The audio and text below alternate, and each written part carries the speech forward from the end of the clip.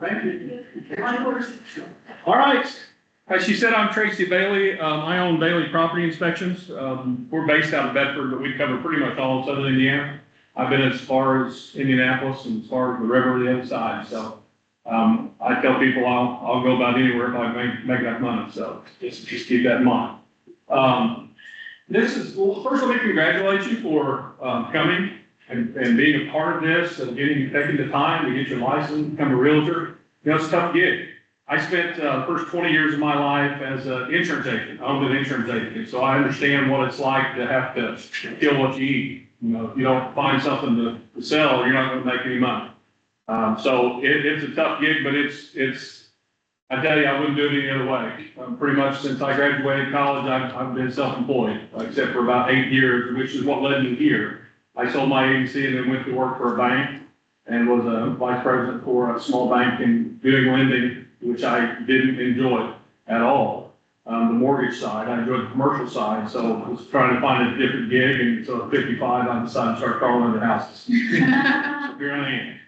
And it's been good. I've been doing about 3.5 years, and we are extremely busy. Done a lot of inspections this year, expect to do close to 500 this year. So with that in mind, I'm going to tell you if the thing that you need to remember probably more than anything is the moment your buyer says that they don't want an inspection, smack them. I mean, just let them know that is not a good idea, because I can't tell you how many times I have done inspections where it was not inspected, new builds. I had 2 recently in the last 2 weeks where they were told, oh, you don't need inspections for any build. Well, I found one that was probably a $4,000 or $5,000 problem that they're going to be spending money on, or somebody's going to be spending money on. The other one was even worse. The way that they did the foundation was just not right. It was hacked up bad. So do everything you can to get them to have an inspection, because we're going to find something, even on new builds. So I'm going to go through the deck for you. I ramble a lot, so I'm going to try to keep it on task here, but Heather's not here. So what am I doing here? So I can go as long as I guess I need to. Maybe. That's not our presentation. Oh, well, that would help, wouldn't it? It's, Hit slideshow. Frank's the chair. there we go. I do this occasionally. Still doesn't work. You're telling. Is it on? Oh, there, it's gotta be standing closer to it, I guess. There you go. So when we do home inspections, it's always important to remember that we are doing visual only. It's what I can see on the day and time that I'm there. And I take a ton of pictures, because when people call me a month or 2 weeks later and say, hey, did you see this? I may have not put it in the report, but I saw it. And there may be multiple reasons why I didn't put it in the report. But it's going to be a non-invasive, visual only, to the things that we can see, that is accessible to us. We're going to be able to identify defects, and I use that word a lot, at least for my presentation. I feel like part of the biggest thing that probably one of the biggest things that's part of my job is to not freak out your clients. To make sure that they understand that, yes, there's an issue, but it's fixable. It's not a big deal, or it could be a big deal, but it can be fixed. Everything can be fixed. It's just a matter of whether you're going to fix it, they're going to fix it, they're going to give you money, or you're going to walk away. Sometimes that happens, but we try very hard to make sure that we're not the one that kills the deal. We may write the obituary, but I'm not killing the deal, okay? So that is by standard, the definition of She's there. apparently I'm going to have to. No.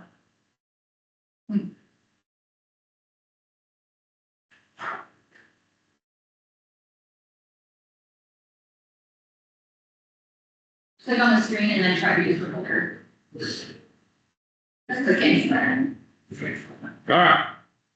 So it's very important that when you talk to your clients, that you're setting the expectation for what they're going to expect. No home is perfect. We're going to find stuff. Every inspector is going to find stuff along the way. And there is a solution for everything that we find. Everything can be fixed in some way. Then it's going to be very important that you review that report with them because they're not gonna have any idea, especially if they've never been in construction or they don't know what they're looking at, they've never owned a home, they're the first time home buyer. Make sure you review it. I'm gonna review it with them. Typically, I always invite them to come. Some don't, but I think for the most part, everybody does. I invite them to come. Now, I write my report as I go, so my inspections will take minimum hour and a half to 3, depending on the size of the home. But when I'm done, I'm pretty much done. So I can go through everything with them and tell them what's going on. So there is no pass fail. I get that a lot. Did it pass? Did it pass? There's no pass fail on this. I'm just pointing out what some of the issues are that you need to be aware of. When you're on the listing side, very important, and I don't have enough realtors to do this for me, make sure that they understand the things that I need to access. If the scuttle hole to the attic is in the closet, I need all the clothes out of the way, and I need the shelf out of the way so I can get my ladder in there. If their crawl space door is hidden someplace, like in a floor, in a closet, let me know that, because otherwise I'm going on a hunt to try to find it, and it's gonna be a lot easier if I know where it is. If I will typically take stuff off, do things, but I don't wanna break anything. So if it's really screwed down, if I've got an attic access panel that's screwed down, I may not take that panel off because I don't know why it's screwed down. I'm gonna make a note in it. So, if I walk into a furnace room where the furnace is and there's just a whole bunch of stuff around it and I can't get to it, I'm not getting to it. If the electrical panel, I am one, and we'll talk a little about this, but I am one that'll take the dead cover off the electrical panel every time if I can get to it. If it's behind a shelf or above a washer and dryer in a laundry room and I can't get to it easily, I'm not taking it off. If they want to make sure that I inspect it, I got to be able to have access to it. So make sure that when you're the listing agent, you're letting everybody know that when the inspector comes, make sure you have access, that he has access, or she. We all work under standards of practice. There's typically 2 associations that you're a part of within my industry. It's either going to be InterNACHI, which is what I'm a part of, or it's going to be ASHI, which is the other one that's older, but they don't do as much education stuff. So most guys are part of InterNACHI. We work under a standards of practice. I give my clients a copy of that standards of practice. It's in the contract, the agreement. I will not step on site until that agreement is signed for my insurance company. And I think most people are like that.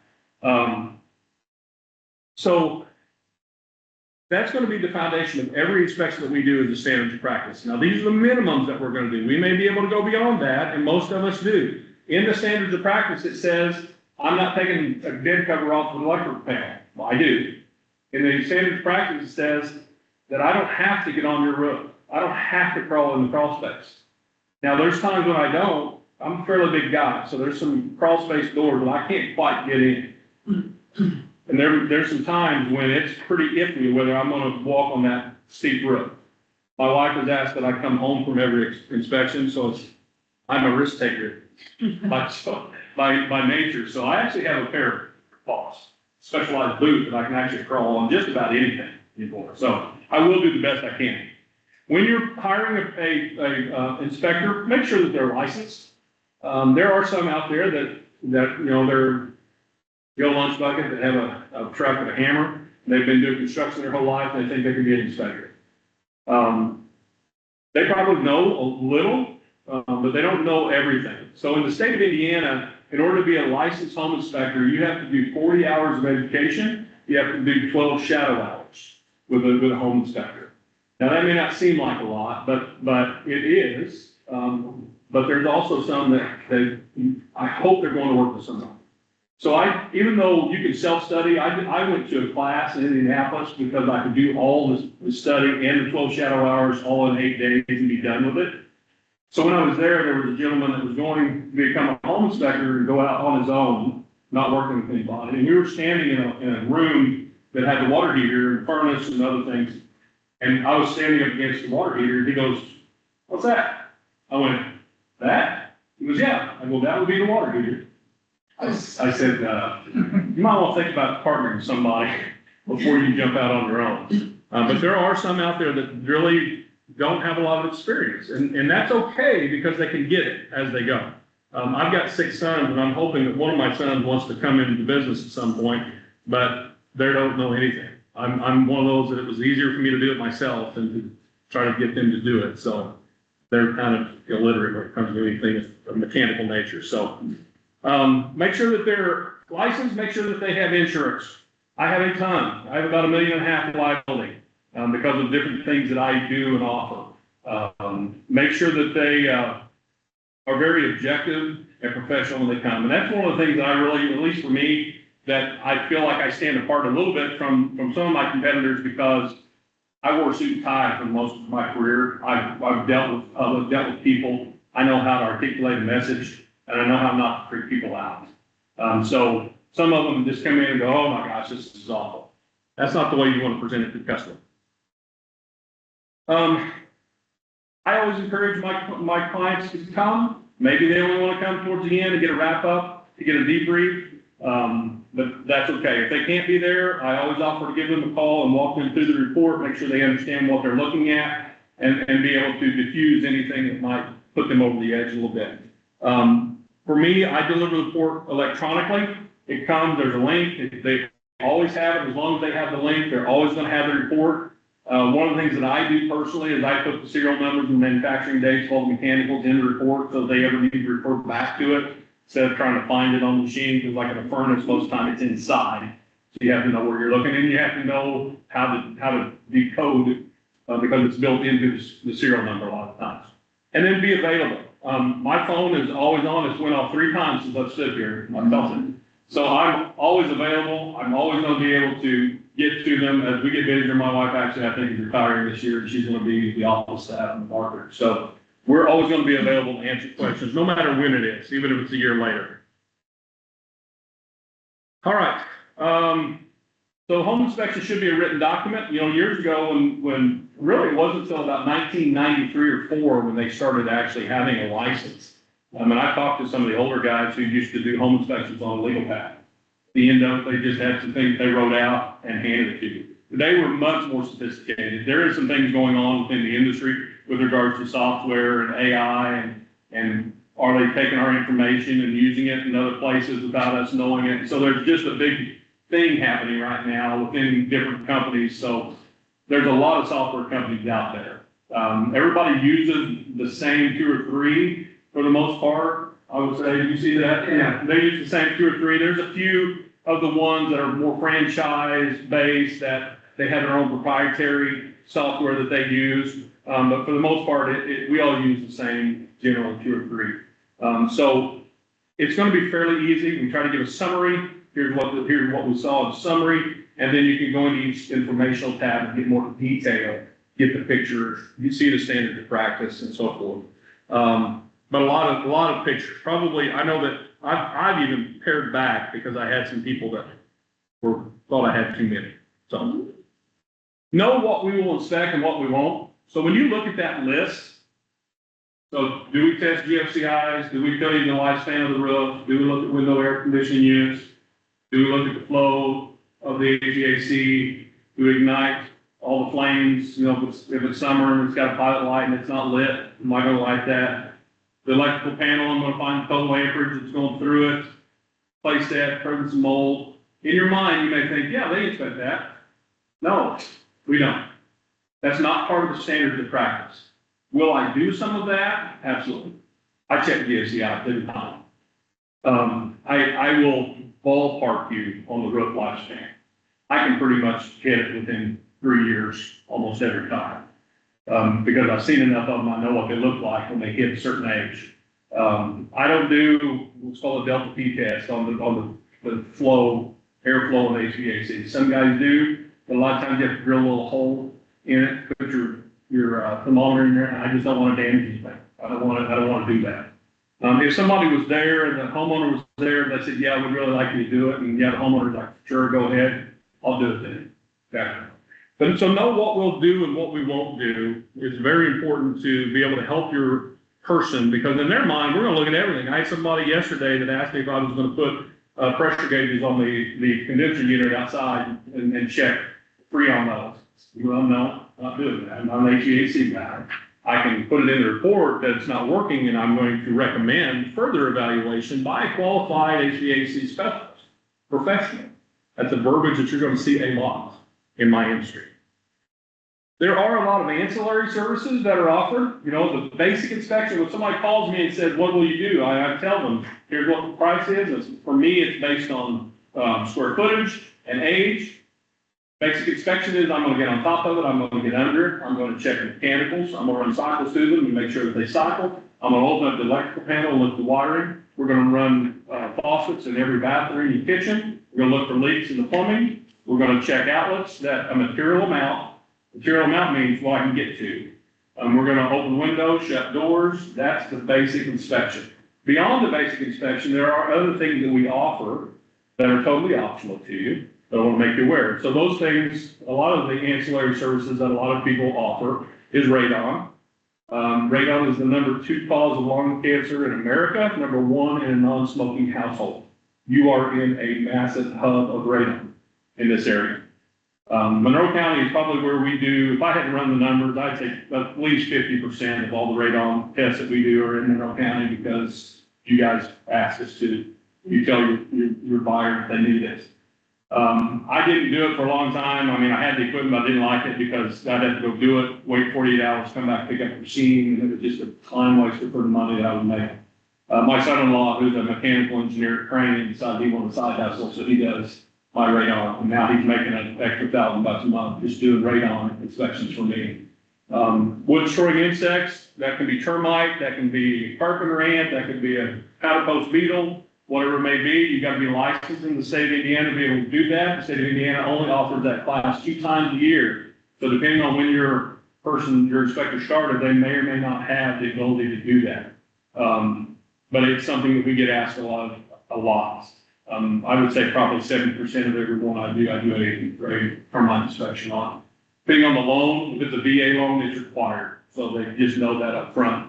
Mold testing, we do have equipment for that. Everybody does a little different, whether it's the air quality or whether you want somebody to swab it, tape it, and send it into the lab. We can do that. Septic tank inspections, sewer scopes. I kind of quit doing septic tank inspections because 99% of the time when I'd open the septic tank, I'd say, yep, it needs to be pumped. I can't see anything. I mean, I don't know if it's broken for the most part. So you can pay me to do the septic inspection, or you can pay a pump company $350 to come pump it, and then they can tell you exactly what's going on. But with a sewer scope, you're looking at the whole entire line. People will say, well, it's a new build, I don't need it. First one I ever did was a new build that had a humongous piece of plywood stuck in the line. So it happened. Drywall, mud, just whatever you can think of just gets pushed into that line before they go. So I've seen it all in those, as well as the sewer scope for me was one of those things that I started doing because I wanted to make sure I knew what I was doing. Anybody can run a line through it. I actually went to a class and got certified to be able to diagnose what am I looking at, what type of pipe are we looking at. If it's an Orangeburg, I'm going to tell you it's time to tear it out because it's going back. It's going to be going back quick. So how much time? You say it. Take off forever. Material defect. So there's different levels of defects. I verbalize mine a little bit differently, but for the most part, when we're talking about a material defect, it's going to be a specific issue within a system or a component that may have a significant or adverse impact on the value of the home. It's going to be a foundation problem. It's going to be, I crawled up into a roof one time that had trusses. They decided they wanted to make a room out of it, so they cut every one of the trusses. You cannot do that unless the engineer tells you to do that. So that's going to be a massive material defect. I was in one the other day. I didn't call it, I was torn on what to call it because you might know what a jack post is. So the metal posts you see in basements, the ones that have the holes in them and have screws through them, those are a temporary post. But you go in a house in the 1970s, you're going to see them where they buried them in the concrete and they've used them.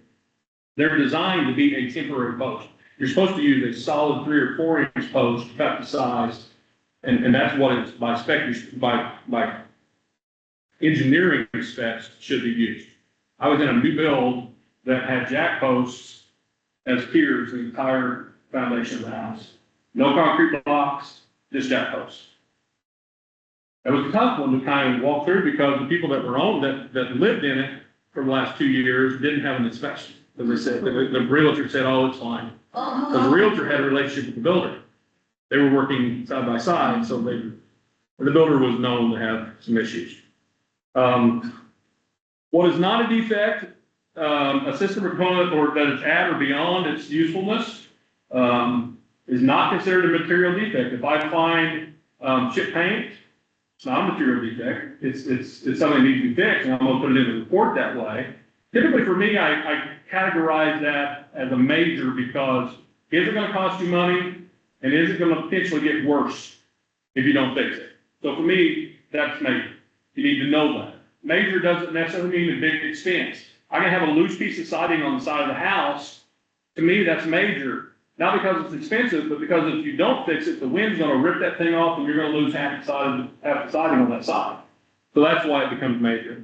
So painting, caulking, gutters, those things are things that will be in the report, but then they're not a material defect. So at the listing site, should the homeowner stay at the house? We would prefer they don't. However, their house, if they'll stay out of my way and not want to show me everything, follow me around. But a lot of times, the times that the homeowner stays, it's because they're older, have a hard time getting out, or they work from home. And typically when they work from home, I'll do their little office first and I'll move on, stay out of their way. But it does create some conflict, especially if the buyers come. So the biggest, I was using as an example of where it becomes a challenge. So at the end, I do a wrap up. So one day I do this house, the homeowners were there, but they stayed out. When the buyers got there, the realtors were there for the buyers, and I was done, and everybody's standing there. The homeowner, the buyer, realtor, they're all standing there, and I go, all right, I'm done. You want to step over here to maybe go through it? And they go, no, it's okay. So now keep in mind, this homeowner that's selling this house had built this house and lived in it for 50 years. So every time I would say I found this, he would go, that's not that way. That's not leaking. That's not broken. That's not, well, here's the picture. It is leaking. It is doing this. And so it makes it uncomfortable and awkward. So if we can get the homeowner to go out, that would be great. For me personally, if they're going to be there, just let me know that so that I'm not surprised. Hey, my last two slides are in. I don't even know what we were. I changed it. Oh, I thought she had me. that's a live Google Drive on the Southern State. Oh, that's that lie? Well, she sent me to Google Drive. And we made a change to I that. did. Maybe it's just after that. No. Maybe that was it. Yeah, I saw some new changes today. Okay. I don't know where they went. That's okay. So, I rambled here for 20 minutes. Any questions that you have about inspection? In that scenario, let's say the buyers were the one that purchased the inspection, can they ask to not be in front of the homeowner while you're leading that inspection? Yeah, so most of the time, it's not gonna be the buyer buying it. The only time I do pre-listing inspections, so the buyer wants to not get caught, with a gotcha. So they'll hire me before they put it online, before they hire you to put it out there on the MLS. And I'll tell them all the things, here's what you probably need to fix before you have, yeah. 90% of the time, the homeowner, the buyer is who's hiring me. And whoever hires me and pays me, that's who owns the inspection. Somebody calls me later, it falls through, and I've had people call and say, hey, I know you did the inspection, will you sell me the inspection? Nope, I won't, but you can go to the other person, if they give it to you, that's up to them. But it's not my property once you buy it from me. So, Yeah, you mentioned, Warren, the sewer line, Warren leak or something. Warrenburg? Is that clay or? No, it's a combination of, I won't say cardboard, but it's got a bunch of chemicals in it and a bunch of, petroleum-based product and stuff. And so what ends up happening, it's an older product. I don't even know if they make it anymore, but it bubbles. So first time I saw it, I thought I was looking at a rusty cast iron, because when cast iron will get a pinhole, and as it rusts from the inside and it'll start to bubble up. But this one, how I figured out was Orangeburg, because the guy pulled it out, and he goes, this was awful. because it was just like a roller coaster on the bottom of it. So, yeah, it's awful stuff. It doesn't last very long. No, they will say, most of them will say most of that is only designed to last 50 to 100 years. I don't know how long the PVC is gonna last. Those that cast iron, you know, when it's rusty and, yeah, crack or something, so. Yeah, the sewer scope is one of those things that I do more and more of all the time. For $225 was what I charge to do those. I mean, it's gonna save you potentially $5,000 to $10,000 if you end up having to dig something to put it up with it. So I got one realtor in town that I don't know if they can give their people an option. He's even at the point where he's decided he's gonna pay for it. They won't pay for it. Because he's been bit. We'll just come up and get a one-off. I can, I'll do standalone, but it's a little more expensive to do those. 230. I don't even remember what I did. I want to say it's like 300 for me to do standalone because it's, you know, normally I'm tacking that on and I'm already there. So my only problem is that I quit going in vent stacks unless they're, a lot of times they're 3-inch line that goes down to 2-inch line. And that's fine, but they put a T on the bottom of it and you'll go down, it's hard to make the turn. And when you make the turn, sometimes you can't get the camera back out. So if you ever want a camera head, there's one in Oldenburg. Brand new. I mean, I had just put it on the machine, I dropped it in, it clicked, and oh no. I pulled a little bit and I pulled really hard once and it came off. So it's, I don't, well, I'm not tearing pipe to get to it. So I pretty much quit going in vent pipes, and I'm not a plumber, so I don't take off toilets. So that's the option. So you get to the point where I can't get in, there's not a clean out or something like that, and you call a plumber, have to do the toilet or what. You have first code projection. Do I typically, depending, yeah, especially if they've got two clean outs or one going one way, that's easy. So I usually will try to turn and go back toward the house if it's outside. Yeah. And I've drug it in a crawl space before and it's no fun. You never know what's gonna happen when you take a cat. Yes. I've had so much spoiled on the line. So anyway, yeah, so thank you. Again, just know the value of the home inspection, you know, and I, for the most part, I know most of the home inspectors around. There's a few that I haven't met. They all do a good job. You know, you're going to find somebody that you like to deal with, that you know how they do it, you know how they present it, you like the report, and you're going to, you know, give that as a recommendation. I don't know. Every office is a little bit different. Some have a really long list, maybe 10. There's a few that only have 3. I've got a few realtors that don't give them the option. They just give them my name. And so I've got a couple that don't even, just, they tell them I'm gonna take care of it, and they said, probably not the best thing to do, especially when you're brand new. But, there's several out here, and there's more going out of business, you know, they're getting older, selling, mining, so. Love to have your business along the way if we can do that. Ever have a question, even outside, if I'm not the one that did it, I'm more than happy to answer your questions, so. Okay, Thank you. thank you.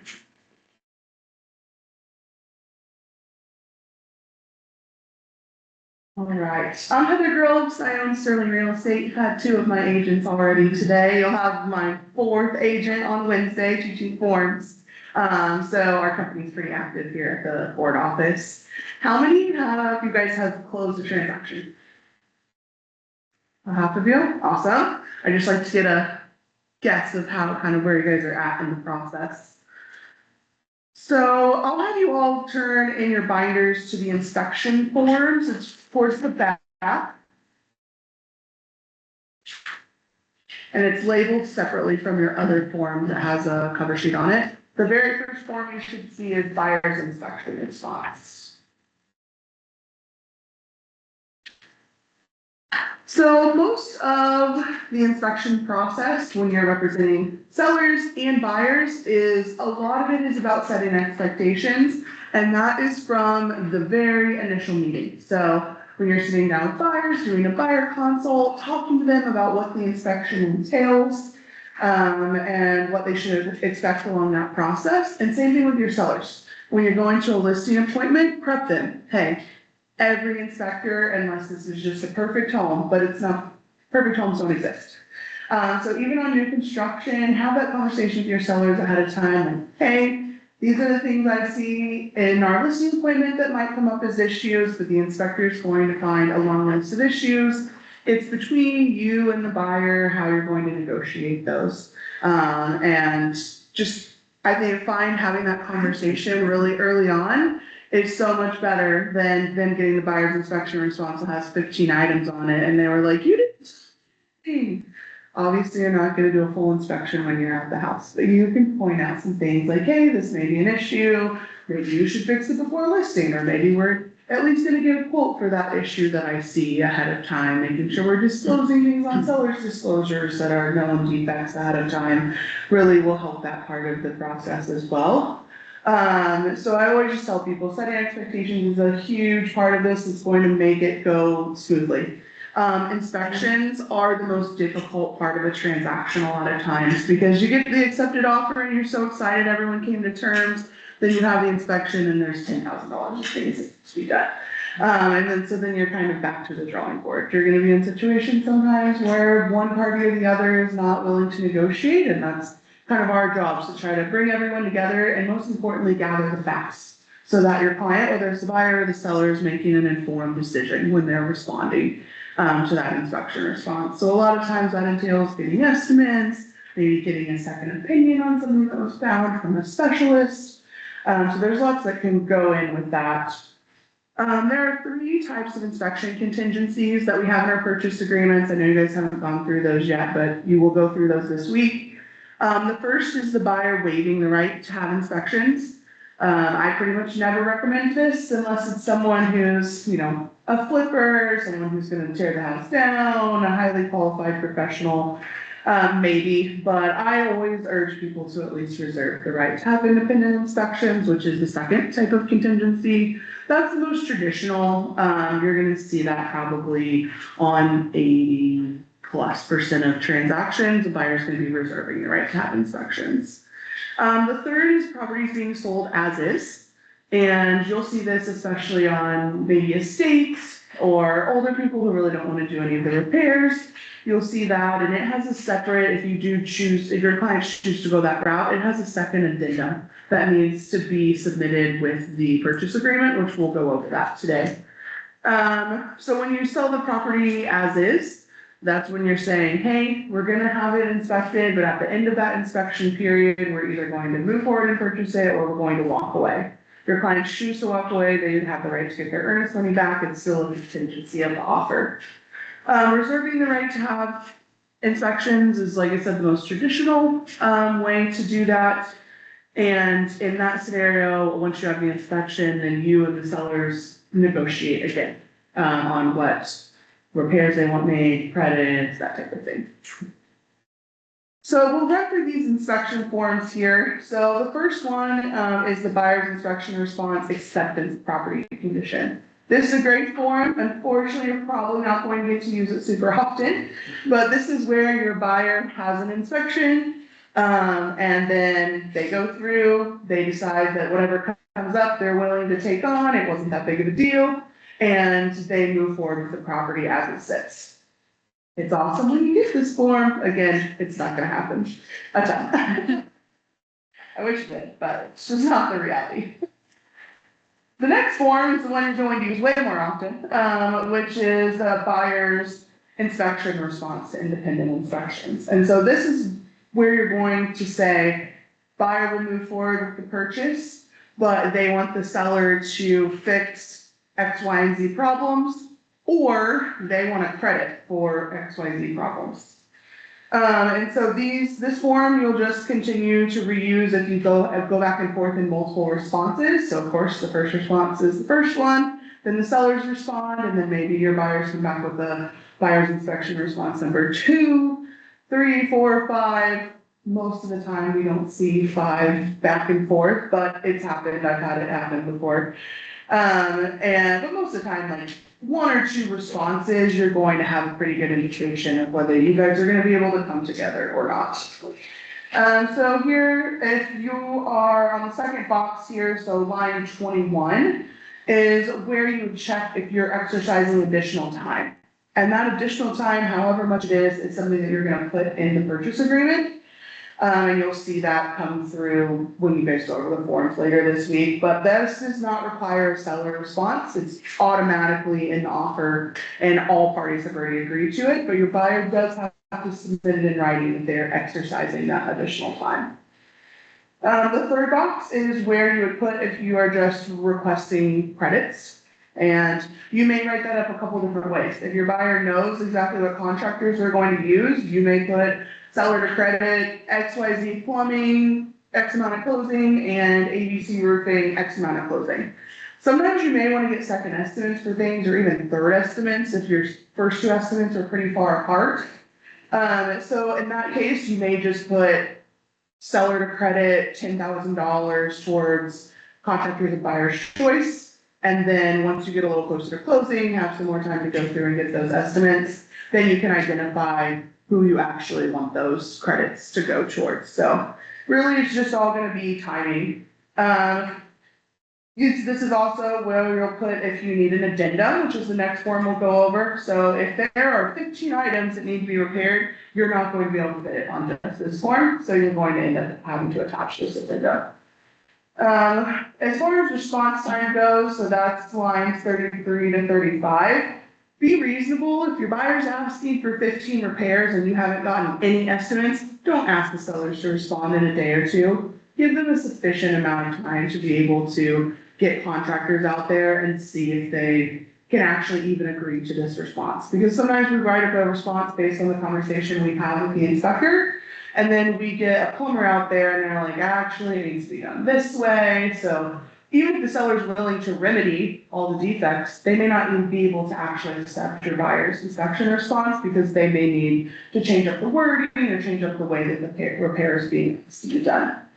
So just make sure this, kind of the golden rule here, of course, you have to honor what your client wants, but you should really urge them to be giving proper time to respond to those things. So if you're asking for a bunch of items to be done, I would say anywhere, depending on what the items are, anywhere between like 4 and 6 days is an appropriate amount of time. If you've gone back and forth and you're really just, it's your third response and you're really just kind of fine lining some of the things you're going through and everyone's pretty much in agreement, but just mechanically you're working it out, then in that situation, maybe you only get 2 days. But especially in this initial response, if you don't have those estimates to support them, you really should be giving proper time here. The addendum, which is the next page, is what you'll use as an overflow document, and this can be submitted on a buyer's inspection response or the seller's inspection response. You just identify on that top checkbox who is the one and which response is going with that. So the next form is the seller's inspection response, which is where they're, of course, replying to the buyer. And they may choose to do a couple different things. So they may say, okay, I will do repairs 1, 2, 3, and 5 that you're asking, but we're not doing item 4.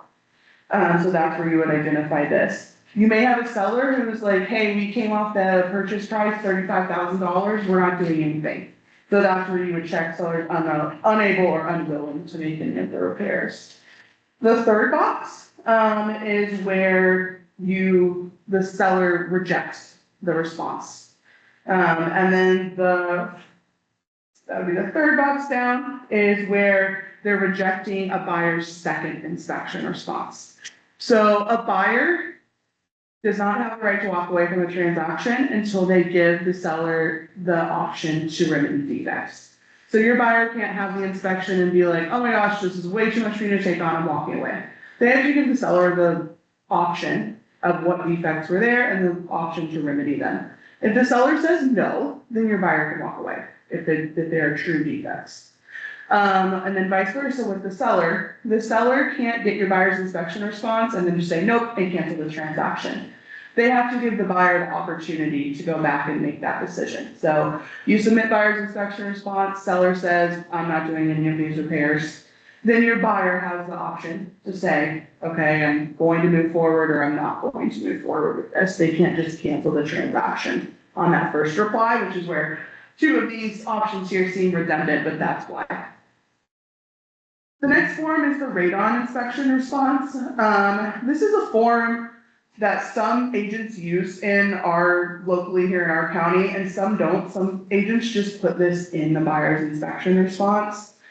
I'm sure the lawyers at the state would tell you always to use this response. But there are reasons that people don't want to use this response, and the one that I've come across most of the time is sometimes buyers don't want the seller installing that radon remediation system because they want control over where it's getting installed because they are noisy.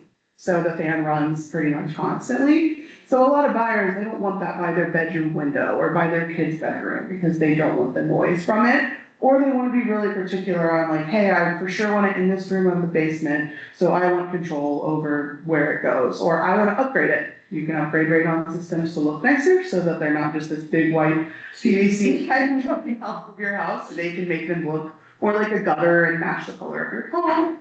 So some buyers want to spend that extra money to upgrade. They're not asking the seller to pay for that, obviously, but they want control over being able to do that. So that's a big reason that I have that clients don't necessarily want the sellers to do the radon, which is what this form requires. This form requires the seller to install the system and retest it and provide those results is what you're agreeing to here. If you submit it this way. So this is totally your choice, your client's choice, how you're going to handle it. I have this conversation with my clients every time high radon comes up. Hey, there's this form we could use, requires the seller to retest. Would you rather go that route or would you rather just get a credit for the radon remediation and you take care of it? Closing, most clients choose to just take care of it after closing. It's also sometimes a timing thing. So if you're 2 weeks from closing in the spring, the radon company probably can't get you in. And you're definitely not gonna have time to retest it, because the systems have to be in the house, I think, for 3 days before you can retest it, I believe is the rule. So it just timing wise, sometimes doesn't work out. So you should know what this form is, you should know how to work it, but it's not something that we do see sometimes, but not all the time. So then the next page is just the seller's inspection response to that radon inspection. The following page is the request for extension for more time, if you need more time to respond to a reply. So this can be used for the buyer or the seller. This is something that has to be agreed upon by both parties. So I had a scenario last year where our inspection response was due on a Friday. We submitted this on Thursday night. The seller did not agree, they did not agree, they just didn't respond to our extension. Tried to get a hold of them, wouldn't respond. Their agent's trying to get a hold of them, and I think it wasn't malicious, they were traveling or something like that. Because we didn't have this signed by midnight on Friday, which was our response time at 11:59, we had to just go ahead and submit our buyer's inspection response. Because if this is not agreed upon, just submitting this form is not a guarantee, yes, you get that extension. So make sure you know that about this form and are using it correctly. Majority of the time you're gonna find people play nice. If you want 2 more days to get a second opinion on the plumbing, most people are happy to grant that. The next form is an amendment to inspection response. So this is a new form that they just added last year. I love this form because there are things, sometimes the seller agrees to this inspection response and they start getting contractors out at the house and they're like, wait, they asked for it to be repaired this way, but it actually needs to be repaired this other way. This is a good way to document, like, we did repair it, we just didn't use the method that you guys were asking for in your inspection response. And that's a conversation you're probably having verbally before you're filling out this amendment, but it just covers you, covers your client, and covers the other party to say like, hey, we had initially agreed upon this, but then this happened. The other time I see this a ton is for weather-related repairs. So a couple months ago, my clients had agreed to put a new roof on the house prior to closing. It just rained and rained and rained and rained. And then it was cold, and so it was too cold to install the roof.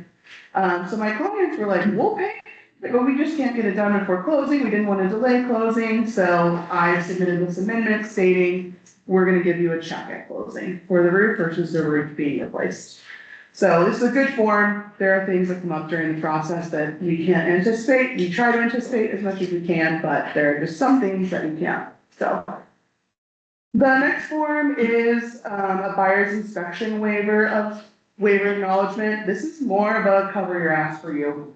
So this is where you said to a buyer, like, hey, I highly recommend you get an inspection, and they're like, nope, don't want to. I'm having them sign this form saying that I encourage them to get an inspection, and they chose not to do that. So this is more for you than for anyone else in the transaction as a buyer's agent. I have a question. Yeah, absolutely. So with this waiver, what happens if you get so far in and then all of a sudden the buyer's like, oh man, I think we should have had an inspection? So what would we do? I just mean. Yeah. People change their mind. Well, they're kind of up the creek is the real answer to that. I've had this happen in my office, not to me, but to another agent. They waived inspections, started going through the process and are like, oh no, we want an inspection. The seller ended up allowing them to have an inspection, but it was not a contingency of the offer. So no matter what the inspection revealed, they didn't have the right to walk away over it. But yeah, I mean, the real answer is once you're in contract, they're kind of stuck with that, with whatever they chose and is agreed upon by all parties. And then take away your ability to negotiate. Yeah, I mean, you can't negotiate anything. Unless you, I mean, if you have other contingencies, like a loan contingency or other contingencies you built into the offer, then maybe your buyers could still get out if that was a contingency, a different contingency was broken, but as far as inspections go, no, whatever's agreed upon in that offer and everyone signs off on is kind of what you have to stick with, so. Thank you. And then the last form is the as-is addendum. So if you choose to, if your buyer chooses to write as-is offer, then you'll check that on the offer and then you'll also have them sign this as-is addendum. This is very similar to reserving the right to have inspections in that you put a day. So you put, they have 15 days or 12 days or 10 days or whatever you agree upon to have that inspection and then decide whether they want to move forward or not. Missing your inspection deadline is an acceptance of the property. This is one of my biggest fears. I've never done it, but this is one of my biggest fears to miss an inspection deadline and then my buyer not have the ability to request the repair. So make sure you have a system in line for how you're going to keep track of those dates. A lot of people use transaction management softwares. I use an Excel sheet and then I calendar it on my Google Calendar and I have a notice 2 days before it's due and then the day that it's due. So just make sure if it's due May 15th, that by May 15th in the midday, you're either submitting that extension or you're preparing your response to that. So best practices. So as Tracy kind of alluded to, there are some agents who just say, hey, use this inspector, they're the best. I highly recommend you do not do that. You should be having a list of inspectors that you trust and have had good experiences with and giving that to your buyer when you get into contract. So what I do when a buyer gets into contract is I have a document called the contract to closing checklist, where I identify all of their deadlines throughout the process. And I also include a list of local inspectors. So I think I have 8 inspectors on my list of contractors. And you may say, hey, for this particular house, I think these 2 or 3 would be great. But you should be giving them a list of options, not just saying, hey, here, call this guy. Inspection should be scheduled promptly after going into contract. So I give my clients 24, 48 hours, depending on whether it's a weekend or not, once I send that contract to closing checklist. And then if I haven't gotten notice that they have scheduled that inspection, I follow up again and say, hey, when's that inspection scheduled for? We need to get that on the books ASAP. In the winter, fall, when the market's a little bit slower, you're gonna probably be able to get into an inspector in 3 to 5 days. When it's in the spring market and it's really busy, it might take you 10 or 12 days to get into an inspector, and then if you only have 15 days to respond, that puts you really tight. So, 3 inspectors the other day. yes. Yeah, I got something in contract this morning and my clients came back and was like, the closest I can find someone doing it is 9 days out, and We have 15 days, so that's okay, well, we're gonna make it work. But it's just really important that you're doing that right away. So government-backed loans like FHA, USDA, VA, require appraisals that focus more on condition than just your typical conventional appraisal. So you may get all the way through inspections, everyone's agreed on all the terms, everyone's happy, then that VA appraiser comes in and has a list of 3 things that need to be done. So make sure you're talking to your buyers about that if they're using that type of loan, and then talking to your sellers. Hey, we're accepting a VA loan, just so you know, we may get through inspections and then the lender has items that they want done. This happened to me last year regarding a roof. So it was a VA deal, I was representing the seller. The buyers had negotiated in the inspection response for a credit towards the roofing at closing, which my sellers had accepted. We had the appraisal tagged the roof and it had to be replaced before closing. It all ended up working out. We had it replaced 2 days before the roofer got paid at closing, which was great because my clients didn't have the cash to do it. But that's another good thing, just about having relationships. So having those contractors that you trust and work with, and you can say, hey, it's gonna be 2 days before you can get paid for this work, but this is kind of the situation, this is what's going on. Anything that's flagged in an appraisal, most of the time is going to have to be fixed prior to closing. This is stressful because you're usually scrambling and you as the agent are probably doing most of the legwork trying to find someone that can fix these things. A lot of times they're minor, like handrails and peeling paint and that type of thing, but it's still just something you need to be prepared for. And I'm always asking the lender on a deal like this, if it's 2 weeks out from closing and I don't have that appraisal back, I'm like, hey, like really nudging them, because if a list of 6 things come back, even if they are minor, it's hard to get someone out. I'm sure you guys already experienced this. It's hard to get a contractor out in a week and then to actually do the repair. So, some other best practices when you're doing an inspection response is be clear and concise with all of your requests. That's protecting your client the best because it's clear what they're asking for. And it also is going to make the transaction a lot easier between the buyers and the sellers. Use page numbers from the report when possible, provide estimates when possible. So, this is a big thing. Don't have your buyer ask for 20 things that they want done and then provide 0 estimates. That's not fair to the seller, it's not fair to the process. There are some things like HVAC. They're gonna charge a trip charge and a service fee, whether they actually do anything or not. So HVAC is a lot of times something as a buyer's agent that I would put back onto the seller. But things like big plumbing repairs, a handyman list, a roof replacement, those are things you can easily get an estimate for and provide with the response. If you need multiple inspection responses going back and forth, so you're on buyer's inspection response number 3, it's not like a counteroffer in that everything that was agreed upon in the prior continues to carry back. You have to restate every single time. Those items. So if you have 5 items that you're negotiating, seller agrees to 3, your buyer comes back and wants item number 4 done as well, you need to say 1, 2, 3, and 4 every response. The additional time built into the contract is not just a response extension. It's only meant to use to gather more information if additional information is needed. And most of it is a secondary inspection, maybe a structural engineer, maybe a contractor, maybe a mold specialist coming in. This isn't just extra time for your clients to think of that it should be being used correctly.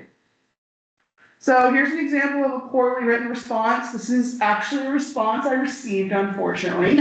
And you'll notice not only is it this crazy paragraph that I can't even really discern what she's asking for, but this response also had 3 addendums that accompanied it that were written exactly like this. So even if my client wanted to accept this response, which they didn't, I could not in good faith advise them to accept this response because it's not even really clear what the buyer is asking for. Here's an example of a well-written response. So, plumber to do these 3 items. I've identified the page numbers that they're on. Electrician to do these items. And then seller to credit SWAT Environmental for radon remediation, and I have the dollar amount in there. This is something that I like to put in a lot of my responses. You guys can choose whether you want to or not, but if the seller is being asked to make repairs, I ask for receipts to be provided to the buyer ahead of closing.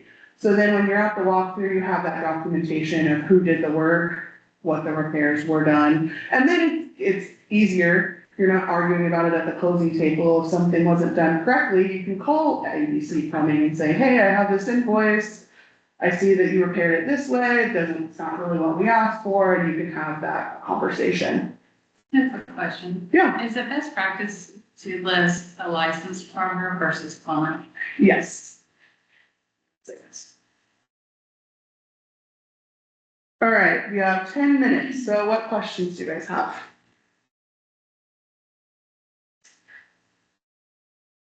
Yes? If the seller physically replaces your own GSTs, when you make a request like that, how do you handle it? So what I do in those situations, if you have a seller who's pretty handy, is I will come back in the seller's inspection response and say, seller will fix. And then I identify the items that the seller is going to fix versus hiring out. A lot of times people are okay with that. And what I always tell my buyers in that situation is, hey, they're willing to fix all these things. They may be very capable of doing it, but we can always have it re-inspected. They have the right to have any repairs that are done re-inspected. If they're not done correctly, then we can escalate this a little bit. But a lot of times the things that the sellers are willing to do are typically pretty minor, so it's really, it typically ends up not being a huge deal. But yes, that is definitely a risk for your buyer, if someone not trained is making those repairs. And something along that same lines, so what if the homeowner is a contractor? And so they wanna make their repairs themselves. Now, the inspection costed whatever it did as the buyer, you purchase that. Homeowner says, yes, I'll make all the repairs. Can you ask that inspector to just to come back out and make sure that was done appropriately? And it's usually for less cost. It's usually for less cost. So not all inspectors will do re-inspections.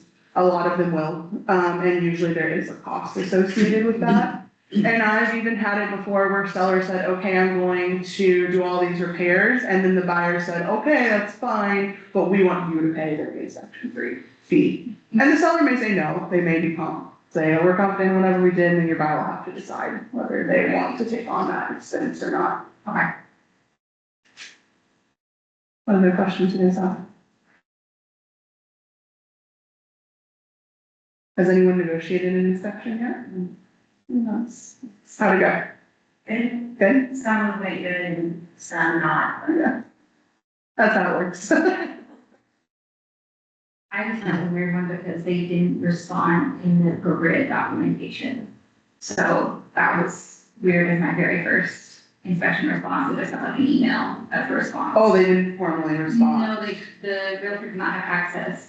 Oh, so someone outside of our board. Right, and it was just like, oh my gosh. Yep, I wanted to go how it's supposed to go. Right. Yeah.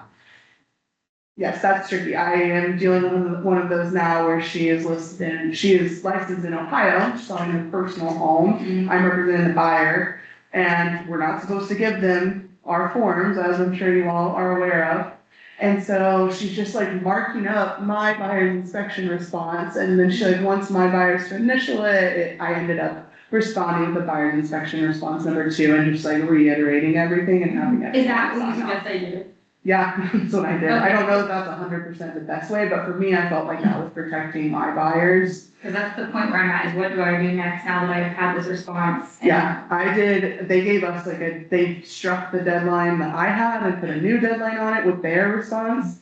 And so then we adhered to that deadline that they gave and I came with the buyer's inspection response number 2, because my buyers were fine with what the seller was proposing with one minor change. Just rewrote it, had my buyer sign it and put Made it 2 days, made it official, Okay. and the seller signed. That is what I did. Like I said, I don't know if that's 100% the right way to do it, but I felt like that was, yeah, it was at least covering my clients. And it was all documented appropriately, but nothing requires responses to be on these forms. It just says a written response, so an email is a written response. So it's not necessarily anything wrong with it, but then, like, our are you printing that off and having your buyers sign that email? That's kind of the awkward thing that I got into, so that's why I handled it the way I did. Luckily, my buyer is my spouse, so it wasn't terrible, but Good. What other weird inspection things have you guys run into already? Nothing. All right, awesome. Well, Megan has a little note for you guys. Have a good rest of your week. Thank you. Absolutely. Nice to meet you guys. I sent you all a survey, if you have time, just taking a couple of minutes before you leave, I found that if you don't do it before you leave, you guys are good. So it just takes like 2 minutes, and it's about today's, instructors and content. Part of what our education committee does is revamp the program, so if there's ever like people that are like, I don't think this is helpful, or this instructor is super fascinating, then we try to take all of that into account, so we really want to hear from you guys. You are welcome to leave your binders and your name tags where they are. Lily's gonna really be in this space tomorrow. So have the same things tomorrow, or on Wednesday if you'd like. We'll do the same thing again on Wednesday. Different topics. thank you. Thank you. Yeah, thank you.